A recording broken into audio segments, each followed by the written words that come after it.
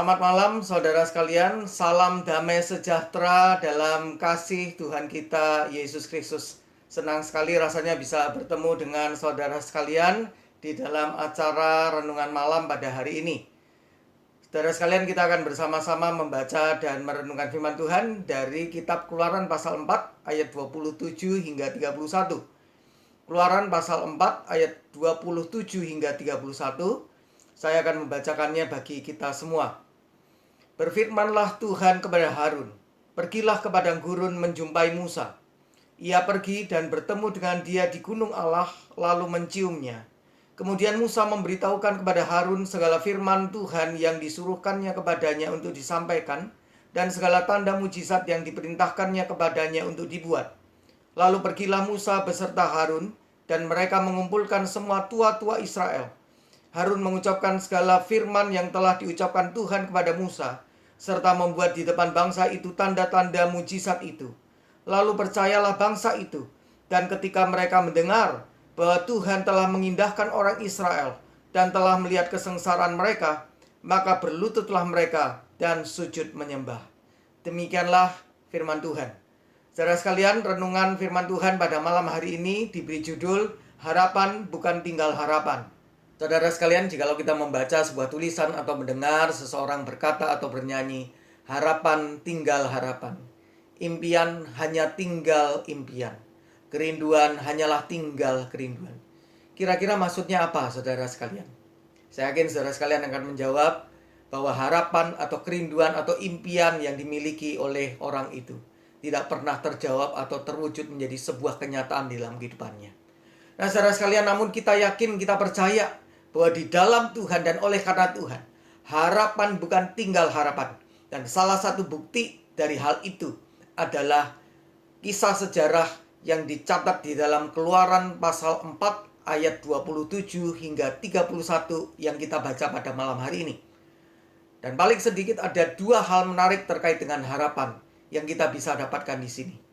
Pertama adalah pertemuan kembali antara Harun dengan Musa.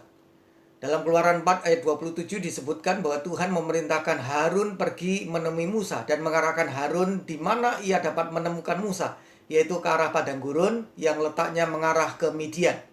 Besar kemungkinan bahwa perintah Tuhan kepada Harun itu waktunya terjadi sebelum perkataan Tuhan kepada Musa dalam Keluaran 4 ayatnya yang ke-14. Sebab dalam Keluaran 4 ayat 14 disebutkan bahwa Harun yang adalah kakaknya Musa telah berangkat dan sedang dalam perjalanan menjumpai Musa. Menurut Kisah Para Rasul 7 ayat 23 hingga 29, Musa melarikan diri dari Mesir saat ia berusia 40 tahun. Dan menurut Kisah Para Rasul 7 ayat 30 hingga 34, 40 tahun sesudah peristiwa itu, Musa diutus oleh Tuhan ke Mesir untuk membebaskan orang-orang Israel dari perbudakan di Mesir. Berarti saat itu Musa sudah berusia 80 tahun. Dan paling sedikit sudah 40 tahun Harun dan Musa ini tidak pernah bertemu. Singkat cerita, Harun bertemu dengan Musa di Gunung Allah, yaitu Gunung Horeb. Bisa bayangkan saudara sekalian bahwa antara Musa dengan Harun ini, mereka tidak bertemu paling sedikit sudah 40 tahun lamanya. Tidak ada kabar di antara mereka. Tentu saja dalam relasi keluarga yang normal, setelah berpisah sedemikian lama dengan salah seorang anggota keluarga, tentu ada harapan untuk bisa bertemu dengan anggota keluarga itu, bukan? Saudara sekalian, saya yakin bahwa pertemuan kedua orang kakak beradik ini merupakan sebuah pertemuan yang sangat mengharukan dan sekaligus menggembirakan. Saat Harun bertemu dengan Musa, Harun mencium Musa sebagai tanda sukacitanya melihat kembali adiknya itu.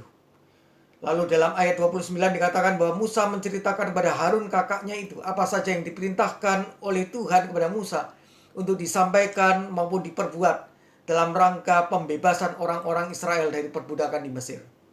Sebagai bagian dari orang-orang Israel, tentu saja kabar baik ini membuat Harun tambah bersukacita.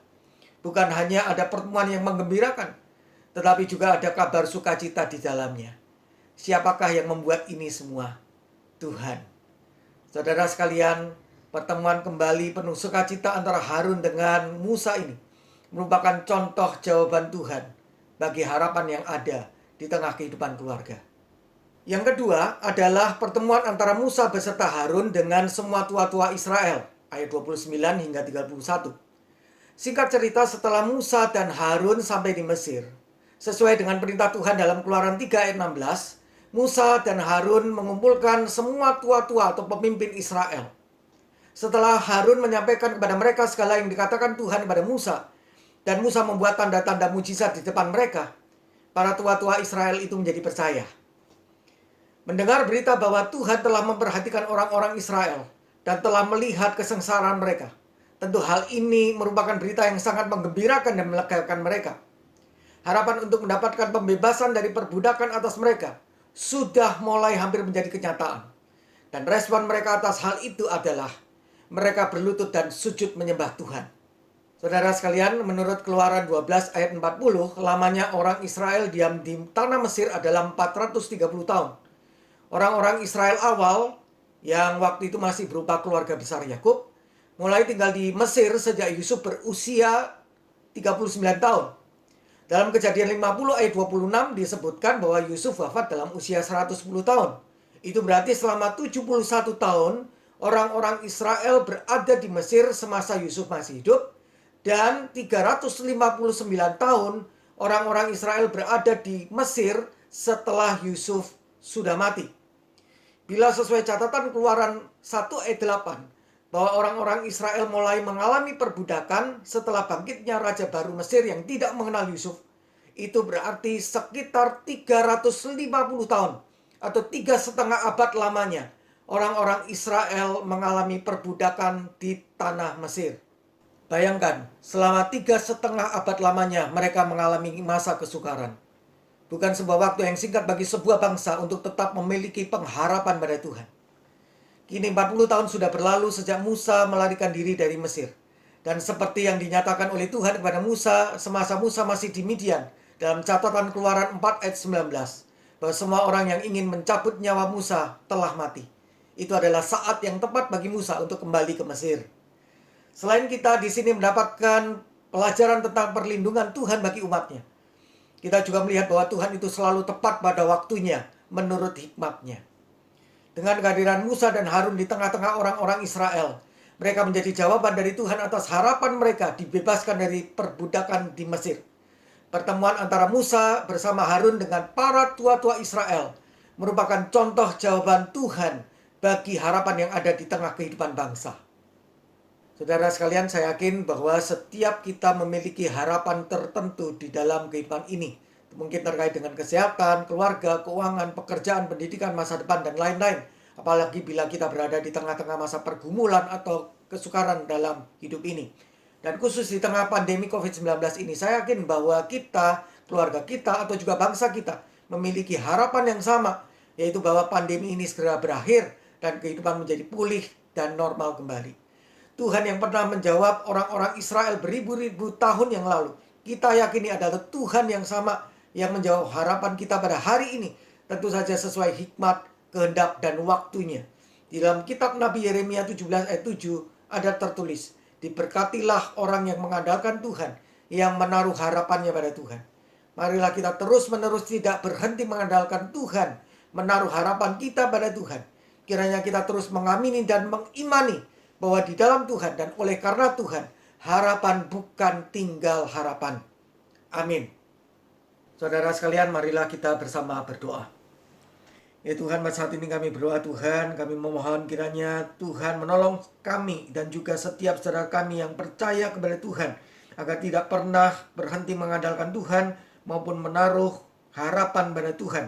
Kami juga berdoa kiranya Tuhan memberikan jalan keluar maupun pertolongan bagi orang-orang yang mengalami pergumulan terkait dengan kesehatan, keluarga, keuangan, pekerjaan, pendidikan, masa depan, dan lain-lain. Apalagi pergumulan itu semakin bertambah berat dengan adanya pandemi COVID-19 ini.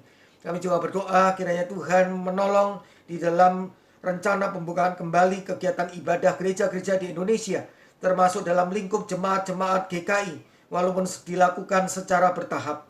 Kiranya Tuhan memberikan perlindungan secara khusus dalam hal kesehatan, baik bagi para penata layan ibadah maupun umat yang hadir dalam kebaktian di tempat ibadah. juga bagi orang-orang yang terlibat dalam perekaman video bagi kebaktian online. Kami juga doakan Tuhan khususnya untuk kehidupan new normal yang mulai diberlakukan di Indonesia. Kiranya kehidupan di Indonesia berangsur-angsur mengalami pemulihan dalam segala bidang. Pembatasan sosial berskala besar yang masih dilakukan di berbagai wilayah di Indonesia kiranya juga efektif menahan bahkan mengakhiri laju penyebaran virus COVID-19. Kami juga berdoa agar kiranya setiap anggota masyarakat sungguh-sungguh memiliki kesadaran tinggi untuk mendukung kebijakan pemerintah ini. Kami juga doakan Tuhan kiranya Tuhan menolong agar pandemi COVID-19 ini segera berakhir. Serum maupun vaksin penangkal virus ini segera diketemukan. Kiranya jumlah pasien yang sembuh dari penyakit ini semakin bertambah banyak. Jumlah orang yang memiliki imunitas atau kekebalan diri terhadap virus ini semakin bertambah. Jumlah kematian maupun pertambahan pasien positif akibat virus ini semakin jauh berkurang, baik di Indonesia maupun di seluruh dunia. Kami berdoa kiranya setiap tenaga medis di rumah sakit, terutama yang berurusan dengan pasien COVID-19, diberikan kekuatan dan perlindungan kesehatan oleh Tuhan, juga anggota keluarga mereka masing-masing. Inilah Tuhan doa kami. Di dalam nama Tuhan Yesus Kristus kami berdoa. Amin. Selamat malam saudara sekalian. Sampai berjumpa kembali. Tuhan memberkati kita sekalian.